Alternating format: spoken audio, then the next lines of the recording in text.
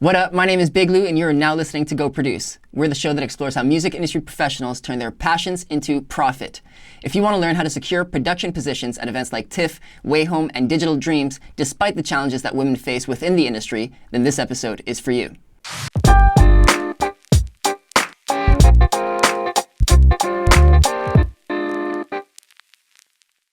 All right. Thank you, Factor, for funding part of this initiative. Today's theme is, how do you conquer the stresses of career development within the music and event industry as a woman? Our guest today is Miss Savanah Sewell. She has worked on commercial radio and TV. She has sat on the board of Home County, Forest City Gallery, and London Fuse. She has held various roles at the Budweiser Gardens, has founded several festivals, has and does freelance production work for festivals like TIFF, Way Home, Digital Dreams, and more. She also manages Dundas Place in London, Ontario. She loves community building, connecting people, and collaborating.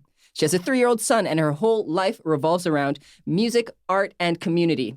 I bring you Savanah Sewell. Yes. Thank you, Savannah, for being here. I want you to know that we very much do appreciate your time, so let's make the most of this and go produce. Thank you. Thanks for having me. Hi. Nice Hello. to see you. Nice to be here. Thank you so much. I really did appreciate your reaction as I was doing the introduction. You were like flabbergasted. It was great. So what we're going to do is we're going to jump right into our first segment of the show. The first segment is called... Oh, I got it right here. The first segment of the show is called... You had to throw me down. I wasn't prepared fully, but the first segment is called The Basics.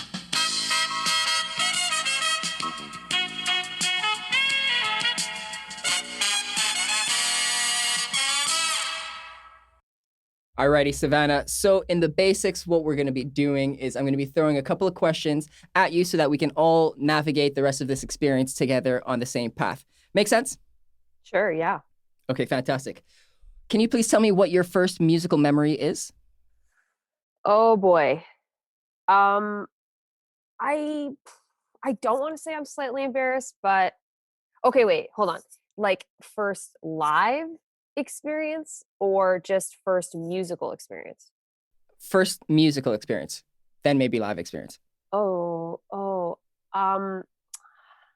Honestly, I feel like I have a memory of the Judds, oh my gosh, the mother-daughter combo, the Judds. Yeah. Can you picture the record? They're two redheads like side by side, like looking so glamorous. Vaguely. I have it in my record collection here somewhere. I have a very distinct memory of staring at that album cover in a house that we lived in when I was small. Like I was under 7 years old, and I remember that vinyl. And there's like a song on there called, oh gosh, it's like something about grandpa. Anyways, that is something that stands out to me for sure. So yeah, I guess that vinyl, that record. Interesting. Yeah. Other than today, have you ever thought about why that may have stuck out? No, not really. Although when like I scour, not so much anymore, but I used to scour the dollar bins at all the record shops. That's a hobby of mine. In my other life, I'll be called, we make jokes that I'd be called DJ Dollar Bin because I'm obsessed with the dollar bin. You can find some gold in there. Oh, you don't even want to know how much gold I found in the dollar bin. Anyways, another segment.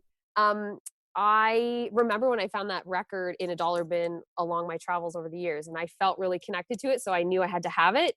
And then I put on the record and I was like, oh, I don't even really like this music. I'm not in love with it anymore. But anyways, yeah, it certainly felt nostalgic when I put it back on. So yeah. I have it. Can I explain why I feel that connection? I guess not. Maybe it was about family, you know, the grandpa song, something stuck. Yeah. It's cool how music can do that, though. It can just stick. Now, what was your first live experience? Okay. This is a very, very specific memory. So my parents got divorced when I was 7. So that's why the 7-year-old, like in the household thing is like connected. And it's all cool. Everyone's chill. My parents are friends. They've been divorced for so long that it's cool. However, you can imagine my dad as like a single parent having to navigate a lot with me as a girl, a young girl, and then my brother who's younger. So I grew up in a small town outside of Kingston, Ontario, and there is a place called the Memorial Center. So my first concert was Tim McGraw, Martina McBride, and Jason McCoy. And I like walking into the show, the energy. I was so excited. Okay. My poor father. So I was so excited that I was ill. Like I was literally vomiting in the bathroom. And my dad, I'm like 7. I'm on that like that edge where I can go to the washroom by myself. But there's like, I'm like in the washroom vomiting because I'm so excited to be at a show. And there's like women in the washroom helping me. And my dad's like standing outside the washroom with my 5-year-old brother being like, are you okay? And like women being like, she's okay. It was this whole catastrophe because I was so excited at the Memorial Center, which is like a hole in the wall now. I don't even know. They might have torn it down. Anyways, I was ecstatic. And so that memory is very much in my head. I still have the ticket stub. I can't remember what year it was, but anyways, that was a big one. Like I even remember the smell of the arena. Isn't that weird? It's a very vivid memory. Yep, that was it. And that's where I fell in love with the live show. It appears so, because the rest of your world revolved around that in a way. Yeah, very awesome. And in all of your experience, what was the first industry that the lesson has taught you? The first lesson that the industry has taught me. Well, I had a program director when I worked in Kingston and I worked in radio. And one of the first things he said to me was, never assume anything. It makes an ass out of you and me.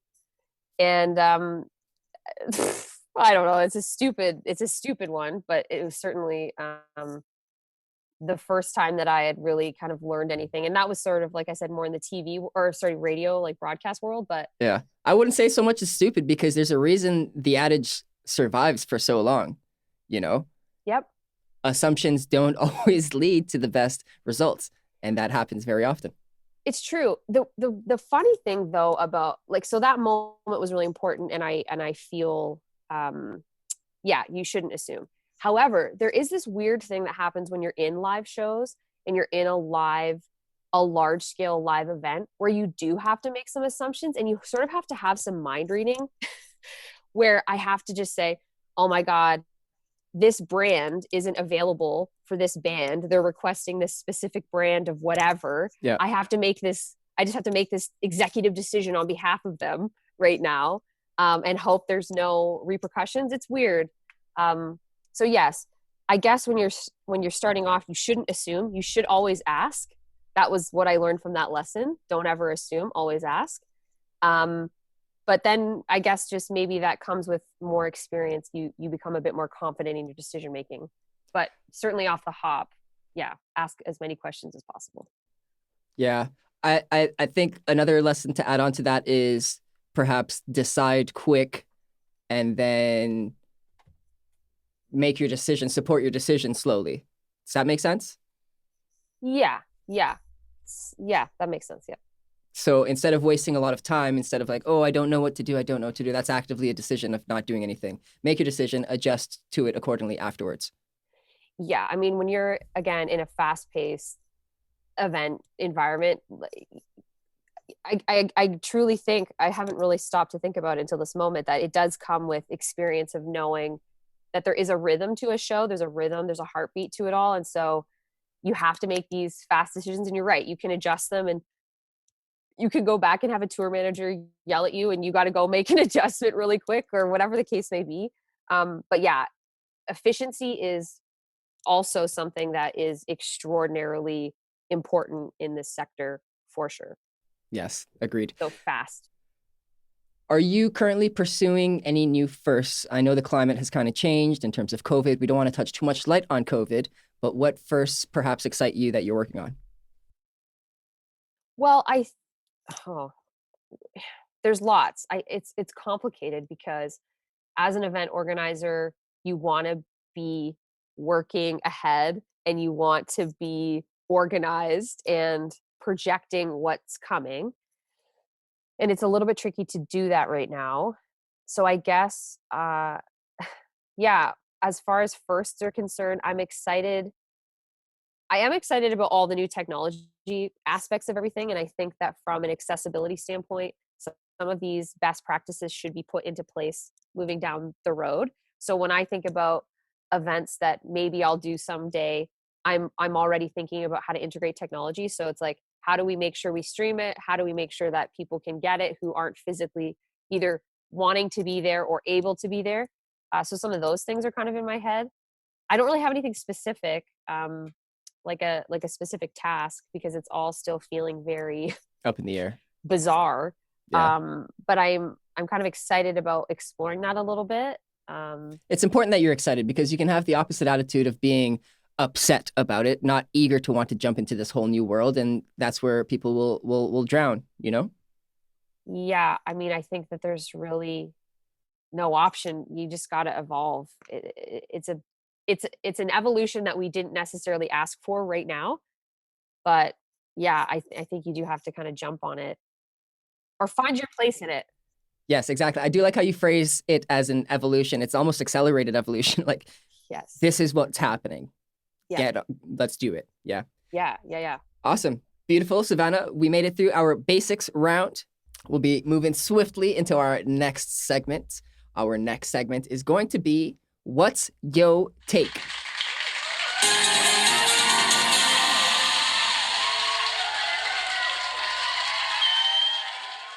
All right.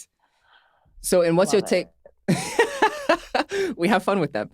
In What's Your Take, we're going to be throwing 3 semi-ridiculous perspectives at you, and essentially, we just want your opinion. Cool. Okay, sure. First up is, what's your take on this? Managing a flex street is as simple as producing a single event. Sorry, do I just give you many thoughts, or am I contained to like 10 words or something? No, you can now we can speak freely. We're just talking. Now we're back to the regular conversation. Yeah. I'm like, are we? What's the challenge here? Doing? Are we going back and forth? Managing a flex street is as easy as pulling off an event. Is that what you said?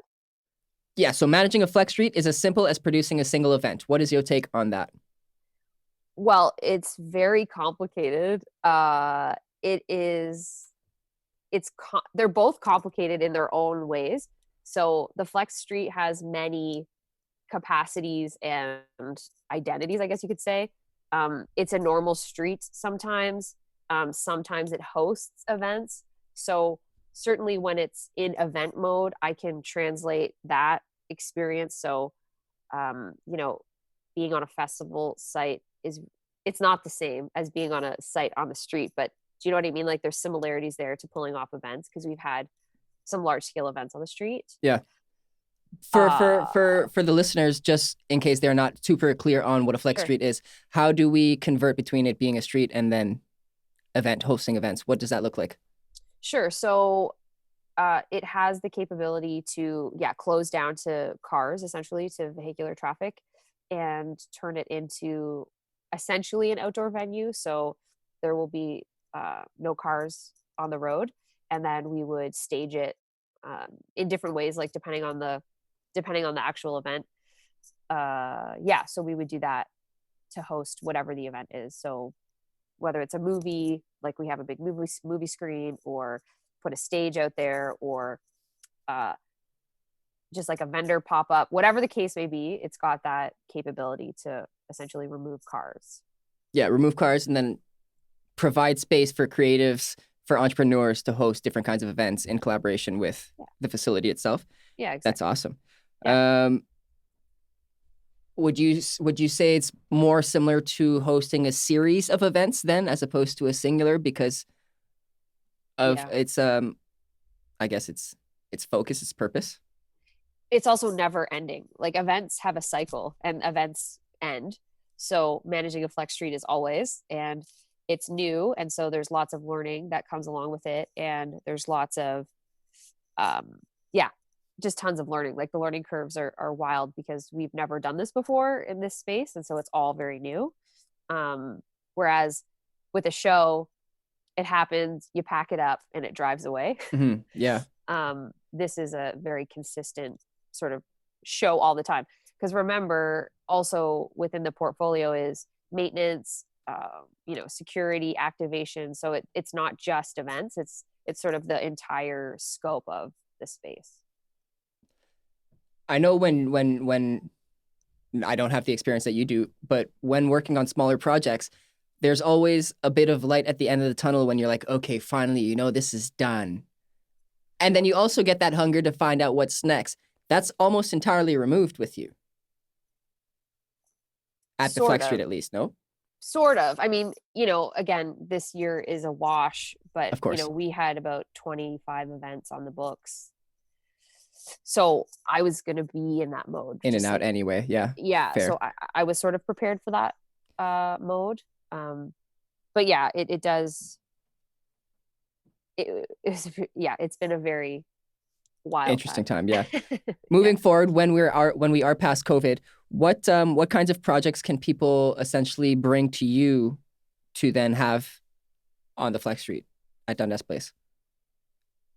I guess we have to put it's case by case. I'll answer that question pretending that everybody is safe and healthy and we're allowed to gather, because I think that's going to be the first major setback is what is gathering even going to look like in the future. And I truly don't think that we know the answer. I think obviously, even today a vaccine is en route, but it still feels so far away. I don't know if you feel this way, but I feel like it still feels like it's almost, I know it's going to happen, but it maybe feels like it won't. It's surreal.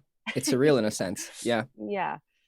But we're open, right? It's, I'd like to see it be used as a community space. I'd love to see the hustle and bustle of that urban life kind of come back, because obviously without all the students and the businesses that we normally have, like the major businesses, the big companies that aren't normally in the core right now, I'd love to see that sort of day-to-day activity come back, and then hopefully that spins off into something more. So whether that, like I said, is a more vendor markets or some more capacity for live music, obviously would be great. But yeah, I think it's really going to be case by case. Yeah, I hear you. Yeah. When we can get back to that, the goal will be to make this 4-block a focal point for downtown events, essentially. Yes, a place where people can just come and wander. Yeah, I mean, events, based off how things develop, of course. Yeah, and I think that what makes a space exciting is also it's the way that it exists when it's not in event mode. So that's one thing that I've learned a lot through this job, that yes, event mode is important and is one thing, but also what are public spaces for? How do we interact with public space? What is the value of public space? How do people come and go within it? How do the business owners interact with it? How do the business owners use it? I mean, you're talking about a really intense ecosystem of business owners who have been on the street for a long time, who have seen lots of changes, who have, made it through construction and now are navigating COVID. I see it more of as a neighborhood and a community than I do as just a venue, if that makes sense. It makes sense. So I look forward to the days when I see lots of families and strollers and people feeling like it's a place that they can meander and go to the library and then have a seat and read their book and grab a coffee and walk into a shop and check out a mural. Like, I want people to be able to have that full wholesome experience because they know it's a community place, not just a place that hosts events. I hope events are obviously still in the purview, but I think that the scope needs to almost be bigger, which is, how do you use this community space for you and your friends and family? Do you play a role in selecting the different kinds of vendors and store owners that come into that spot? No, I think anyone can open a business, right? If there's a vacancy and somebody sees a space that they want to open, they are certainly more than welcome to do that. And there's processes processes Either or. in place, that you have to go through the city, and there's different, things you have to do to open a business. But yeah, I don't have any say on any of that. Yeah, fair. Okay. Yeah. Semi-recently, 3 years ago, I mentioned earlier, you became a mother. And I read in your past research that this allowed you to gain a deeper appreciation for the work that you did, particularly with children's programming. Can you share some light on that? Sure. Well, I have always cared about kids programming. I ran the family area at home county for a few years, and then also ran Gricklegrass, which was a festival that we did at the Children's Museum here. So we programmed and built programming during the day for kids in that space, and then in the evening turned it into a concert for adults. So I've always had this connection to being a kindred spirit. That's why Gricklegrass was so fun as an adult, because you got to go back to the Children's Museum once a year and be an adult, but also be whimsical and playful and have fun and let loose. So that's always been sort of in my my drive and sort of my focal point of how I like to program. But when it comes to kids stuff, I don't know. I guess I just kind of grew up being like the neighborhood babysitter. I have younger brothers. I was always like taking care of everybody. The soccer ref. Yeah. Oh my God. What? I hated that job so much. Okay. That was such a horrible job. How the fuck do you know that? That was such a horrible job. Okay. Those parents were psychos. They yelled at me. I'm like, your kid is 5. And the people that ran the soccer league, sorry, now you've got Tangent. me off on it. The family that ran the soccer league lived one street over from my dad's house. And I walked over to get my final paycheck, and they're like, so will you be signing up for the next round of soccer? And I was like, absolutely not. I stood there and cried. And I was like, I'm never doing this again. Like, I'll take my $100 because you paid me 4 cents a game. And I'm out. Oh, ain't nobody got time for that. Oh my God. What were we even talking about? We were talking about motherhood and how your experience with children has developed and become deeper. I guess that taught me how I don't want to be as a parent. I had that experience all those years. Like, why would I ever yell at the teenager running the soccer league? Yeah, Never. That's fair. And I'm curious to know about another experience that you may have experienced when you became a mother. Did people almost take you less seriously because perhaps you were less invested? How did that experience go?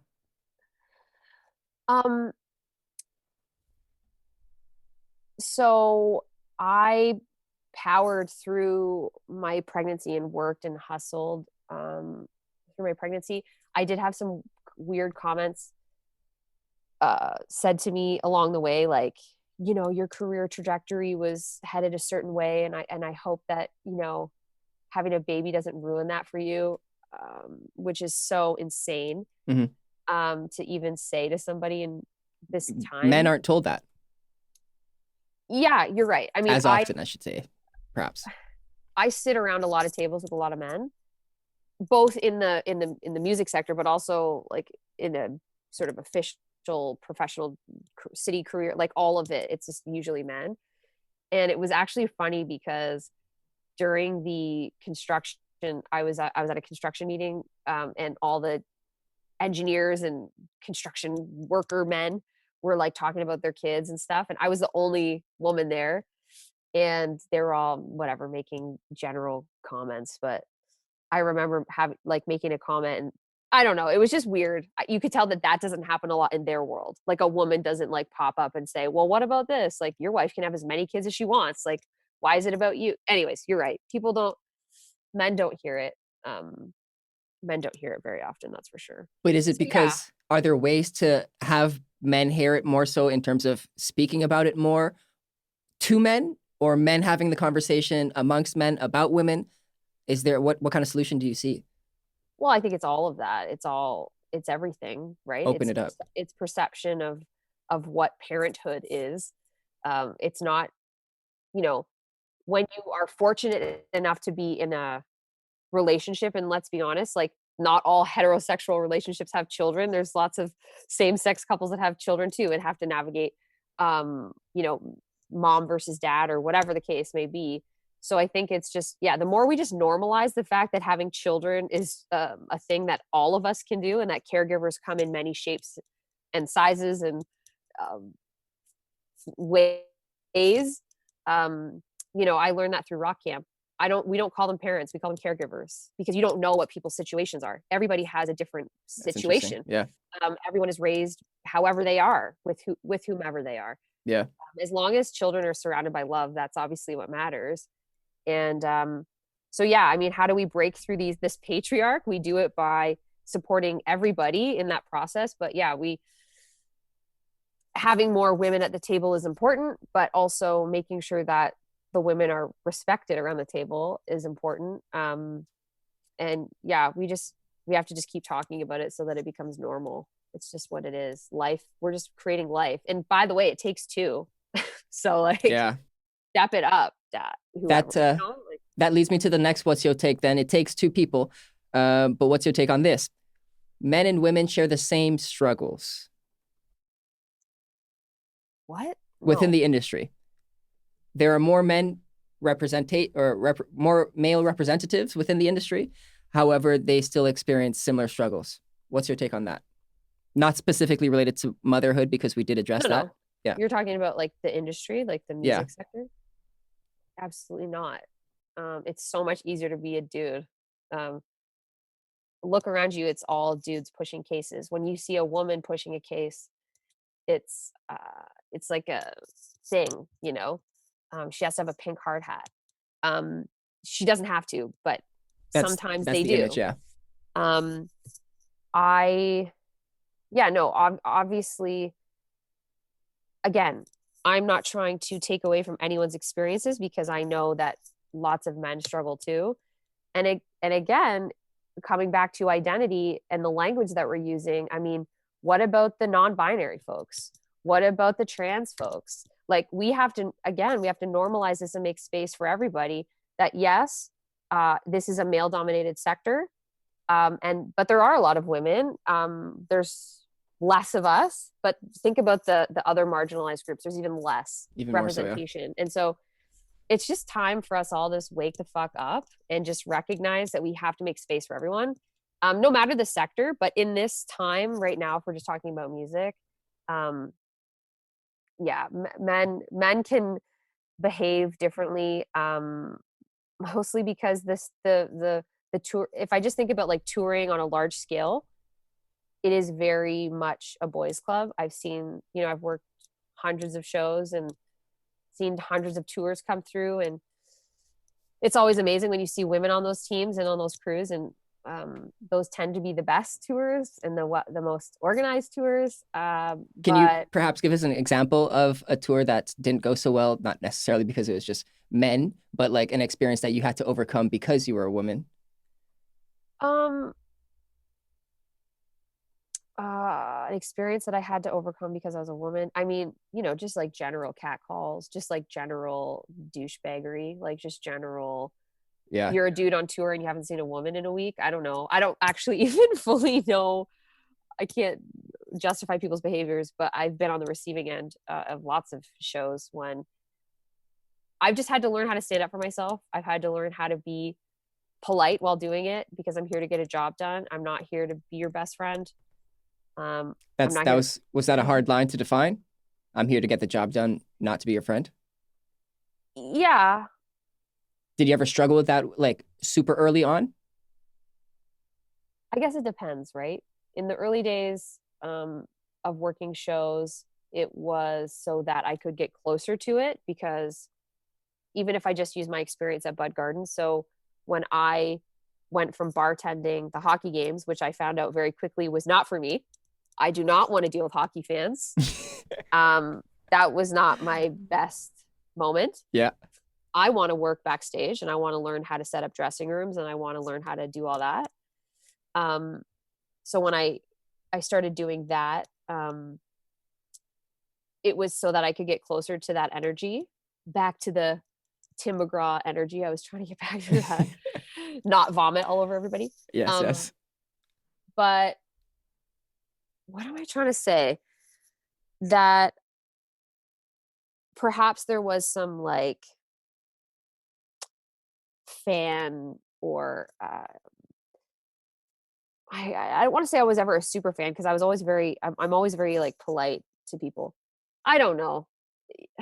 It's a weird line, right? Why am I here? That's the question. I'm here because I'm obsessed with learning how a show works and the heartbeat. But I also am intrigued by musicians and artists and how they are existing in this. I don't know what I'm trying to say. Like, answering your question about being a friend versus getting the job done, I think there's a way to be professional and still be nice. Yeah. And that's a learning that's a learning curve. Yeah. Was there any specific strategies or lessons that you had to apply when you were a younger woman climbing the ladder in a male-dominated industry? Perhaps that could better center the focus. Sorry, say that again. Did you have any specific strategies or lessons that you applied to yourself when you were younger to make adjusting easier? I wouldn't say any of it was strategy looking back on it. I think now in my life, I love to talk about strategy because I understand what that even means. But at the time, it was survival and excitement and adrenaline mostly. I mean, that's what shows are. They're full of adrenaline. And so I thrive really well in the shitstorm because I like to make fast decisions and find solutions and zip around and run, basically. But there's no, well, I shouldn't say there's no union because there are some unions. However, I've never been represented by a union. So I just learned very on, like, I don't have an HR department. So I have to stand up for myself. And when I meet other women who are either in the production side or whatever the case may be, that's where I would build my connections. And that's where I would look to build relationships with and say, can I email you down the road, or next time you're in town, can we catch up? Or, and I started asking women in the industry questions that way and sort of just like really building relationships. My entire career has been about relationships. Yeah. And so that's where it started, was just identifying, oh, there's lots missing here. I want to stand up for myself, but I also don't want to be put into the category of being a bitch. Of course. That also comes with it, which is also ridiculous. It is. There's way more of you in this show. There's 100 crew and there's probably 5 women. So I'm going to just have to navigate this on my own. But again, I guess it just comes with time and just doing it a bunch. Yep. And I do also want to say that as a woman or as a man or any kind of human, people will treat you the way you let them treat you. You have to set that standard ahead of time, and perhaps it won't happen day one, but it's a consistency thing too. Yeah. And I think also you will recognize if this is the path you want to be on, because if you have these bad experiences, but it becomes not worth it for you, then you shouldn't, right? I have a few friends that are like, oh, I want to work in costume. And then they've had like some weird experiences with tour managers, or somebody says something inappropriate. And if you can't, you don't have to deal with that, for starters, but if you can't navigate it, you don't have to. So you can pivot and go do something else perhaps, or just realize like, I have to put boundaries up. And I don't want to put myself in that situation. That is totally okay and acceptable as well. Yeah, your happiness is important. It's just really complicated because there's what we're talking about is existing in a kind of a gray area where there isn't, like I said, there isn't an HR department. Nobody really fully gives a shit, which is unfortunate. But I mean, I've been on festival sites where I've had a male on the crew, like literally on the same team as me, harassing me, to the point where I totally had to, thank God the production manager was a woman, but I had to go over there in the middle of a show where it is so busy, it's so crazy, there's a lot happening. Her walkie-talkie and phone is ringing nonstop, and I'm like, I need to talk. I'm having an issue with somebody. Like, it's a really complicated thing. Because again, shows have a life cycle. So when the show goes away, that person goes away. Yeah. But it's still in the moment, and I'm still trying to do my job, and I'm having a complicated time getting my job done because this person is being an asshole or whatever. Yeah. So Whatever it's really bizarre. So standing up for yourself is important, but doing it in a professional way is important. Knowing who your allies are on a festival or an event site is really important. And asking questions before the show starts, like, what are the protocols for harassment? What are the protocols for health and safety? What are the protocols for mental health? Putting that at the front of your own freelance work, because I guess that's what we're talking about here is my freelance time. Putting that up front is important, and I would suggest that to anybody who identifies as a minority on a festival site. Yeah. I suppose that's a better way to label it, as a minority just across the board, because we'll all see similar problems within each of the different minority groups. Cool. Yeah. Beautiful. We've got our next segment. This segment is called Clear the Air. We are making our way.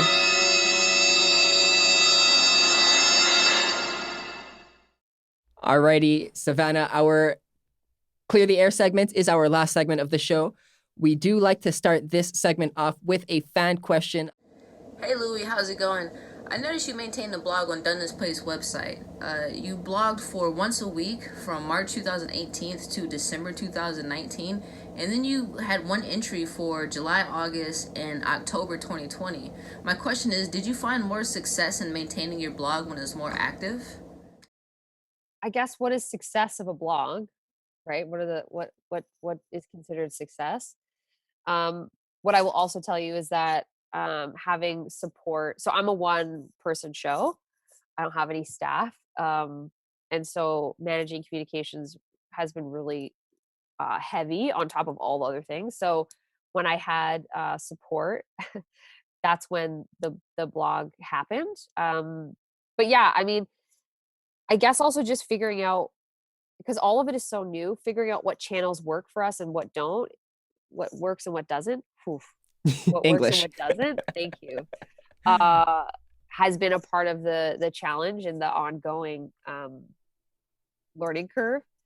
So yeah, and COVID like really screwed up all of it too. Yeah. We were headed on a different trajectory, and I lost my interns. Their internship was like abruptly taken and ended through Fanshawe. So I was back to square one. So yeah, I would say that things are successful when there's support for this specific role.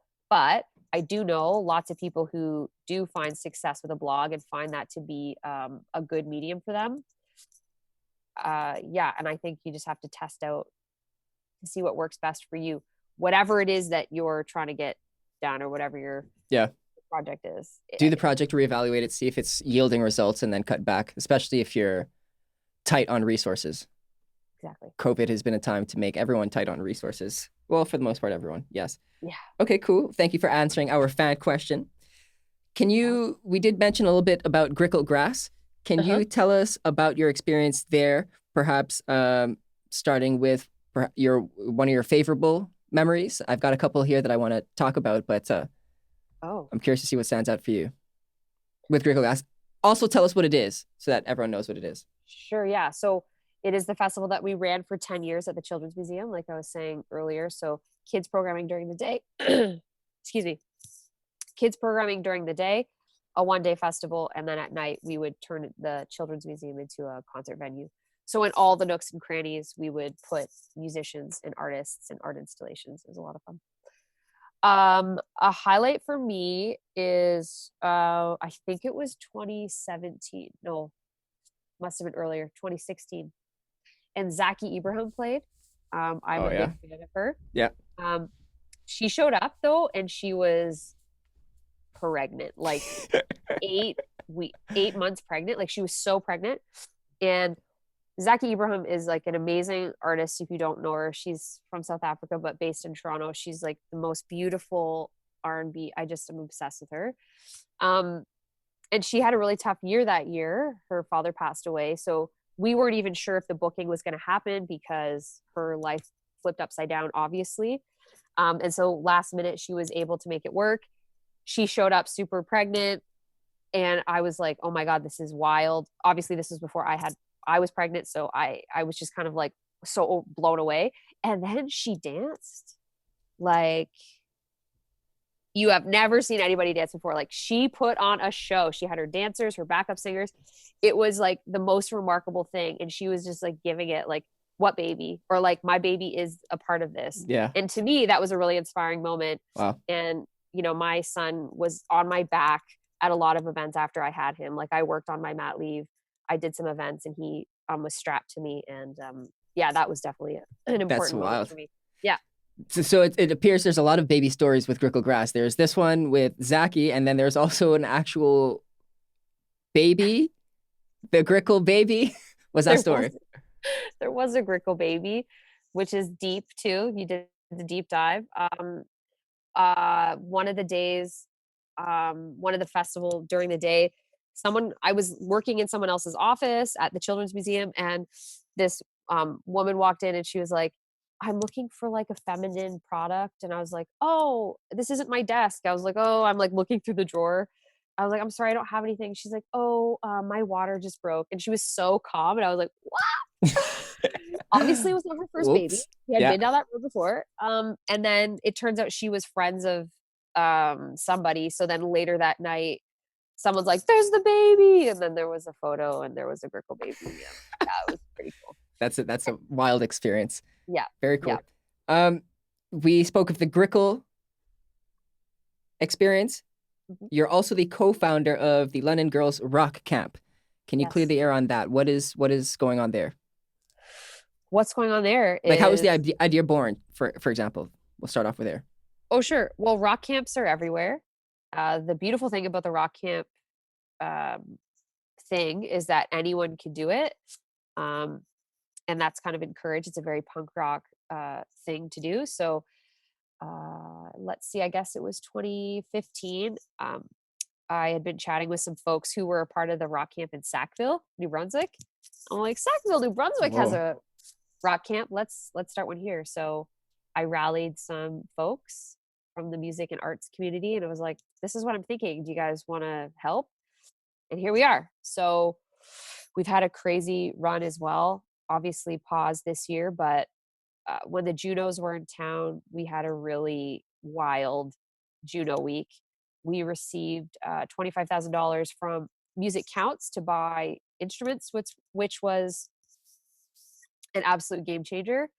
And then actually one of our campers was selected to be on stage with Sarah McLachlan and introduce an award, which was proud mom moment for me too. Anyways, and then when Sarah McLachlan performed at the Junos in London, so Muriel was our camper, so she did the intro, and then Sarah went on to perform. And then on the huge screens, every single one of our campers that week were on the highlighted video. Yeah, they were highlighted. So the Juno folks came and did some filming with us during the week, and then on the Sunday produced it for the show. So yeah, we had a really beautiful Juno week as a crew. So anyways, anyone can come to rock camp. You don't have to have any experience. We are as long as you're a girl, correct? Well, it doesn't matter. You identify as fair, female, non-binary, trans, whatever. You're welcome with us. You don't have to have any musical experience, and we'll hang out for a week. And what do you think is most critical for an experience like this for these young people? Safety is a big one. We find that making sure that kids can just be themselves. We don't often, I think, give our kids enough space to be themselves. So there's this part of safety, but there's also this part of confidence that comes along with it. So you would be so amazed with what happens in a week, right? So a kid can show up on Monday with no experience, and by Friday they're performing in front of 200 people a song that they wrote with a band. Like, it's real. It happens. When you give them safety and creativity and support, magic happens. And so that's the best part of Rock Camp, is that you can do it. And, a place where someone can experience magic without previous experience. That really changes people's lives. It's interesting. Pardon me? I said it really does have great effects on people's lives, because that confidence doesn't just disappear after, it carries forward. That's the hope.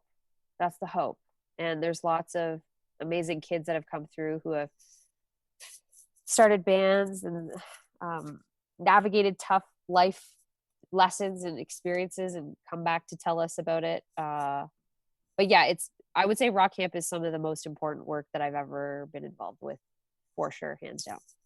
That's awesome. And once COVID is passed, we can look forward to it returning?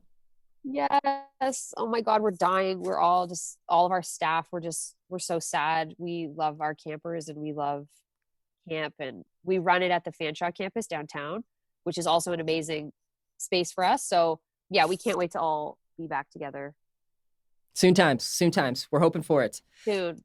Can you tell us a little bit about your experience beginning at Budweiser? You said that you did some bartending work, and then you were kind of more interested in the back of house productions, but you also did marketing, you also did production, you did 75 shows in that building.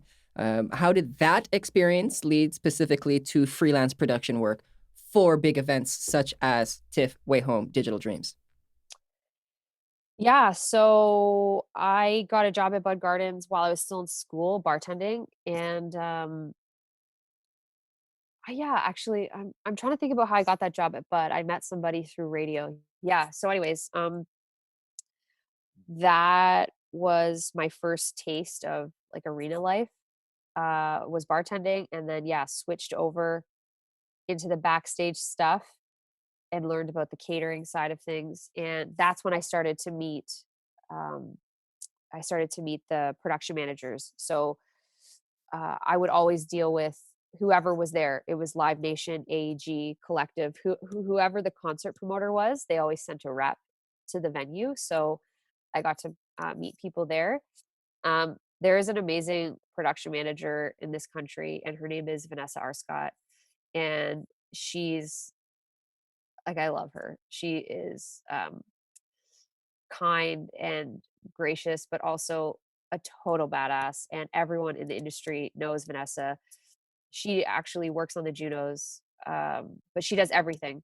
And so I met Vanessa through that. So she used to work for Live Nation. And when I started to get the itch to want to work more shows outside of London and bigger stuff, I reached out to some of the production managers that I had met along the way.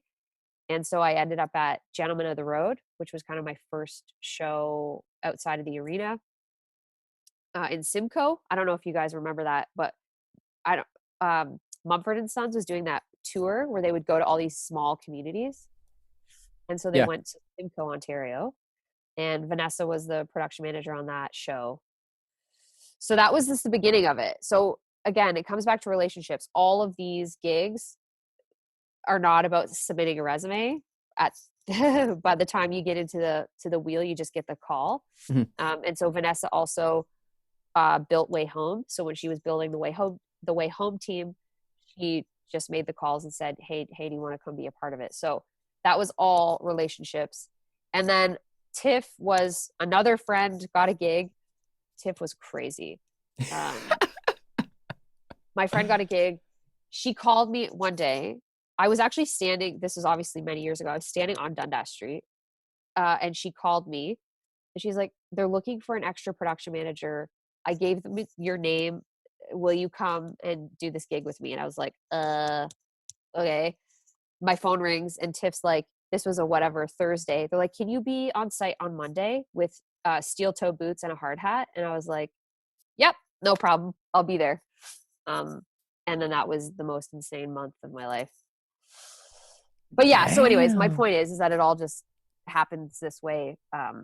And I have a ton of friends now that work in the industry in Toronto, and I feel like it's a second family. All these great people that live there and work there, and they're in it. They're like in it all the time. So Yeah. that's kind of how it unfolded. It's very cool to see that the bigger picture there. And as we wrap up, I want to know, did your experience with sexism change from the beginning until now, or are you still experiencing it full force? You just know how to maneuver it better? Yeah, you just learn how to maneuver it, which is such an unfortunate thing to say. It really is. I obviously wish we weren't saying it this way. And I wish I wasn't considered, passionate or emotional, because that I feel like still happens. I actually think men should be more passionate and emotional. It would help. I think it would help. Yeah, there you go. I mean, it is all just about these very bizarre patriotic norms that we've just grown up to know, and our parents are a part of the problem, and you know what I mean? Like, yeah, it's generational. So systematic. It's so deep. It's so, and that's why as a parent, you try so hard to be as open and supportive as possible, and not too conforming, because it's just like, whatever you got to do to be your best self. This generation that's coming up behind us, they're so woke, man. The rock camp kids, they're like, what is gender? They're like, no, we're not here to talk about that. Don't put us in your box. Like, we're so cool. We're like on it. But also with this culture, they're very open like that, but they're very quick to cancel. Cancel culture, that's very real as well. Man, I don't even want to talk about cancel. I have so many opinions and feelings, and we've been on this great trajectory for the last hour. We'll just yeah, we'll end it there. We'll keep it good. But I was on a tangent, but what were we talking about before we got to the kids? The transition from your experience at Bud to TIFF, Way Home, Digital Dreams, and if sexism became easier to handle throughout that career. Sexism has become different, right? So as you move through your career, so when I'm like slogging it behind stage and someone like makes a comment to you or like whistles at you, that doesn't happen to me. But at a boardroom table where, now people perhaps don't take you seriously or tell you you're emotional or you can't cry at work, or, you know what I mean? Like, your experience isn't valid. It comes in a different package now, right? As your career proceeds. So, it's just about navigating it in a different way, which again is so crappy. But it's the name of the game. But it is about what it is still about is connecting with people that have your back and people that you trust, and people, men and women, like whoever. It's not just about of course one gender, but who's got your back and who's going to help you get to where you need to be. There are good people there. There are other Vanessas. There are other Vanessas. You can be someone's Vanessa very soon. You probably are already. No way. No way. I think so. I wouldn't count you out. Savannah, that's everything for today. Before we do wrap up, I want to ask if you have any final words. No, well, that's not true. I always have things to say. I always have opinions, as I'm sure you've picked up on. But just, it sounds so cliche, but just try to be yourself. And even though it's all so bizarre and gray when you're entering the music sector, don't be afraid to be yourself and stand up for yourself, and know that there is always somebody who's been there before, and don't be afraid to reach out.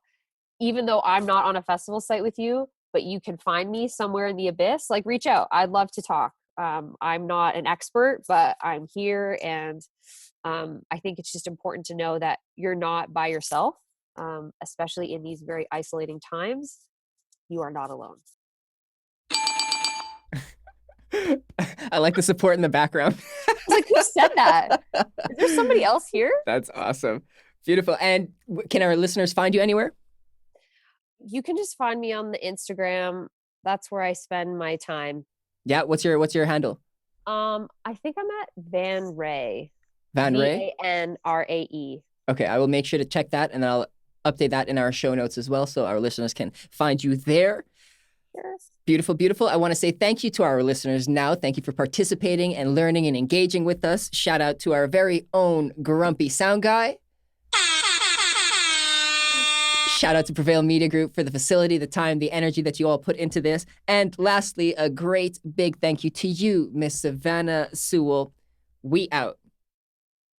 Thank you for listening. If you found any value in this episode and you want to learn more from our content, check out our website at goproduce.ca. If you're on Instagram, check out our handle at go.produce. If you're on YouTube, subscribe. If you're on Spotify, hit download. If you're on Apple Music, leave a review. This will all help us grow our community.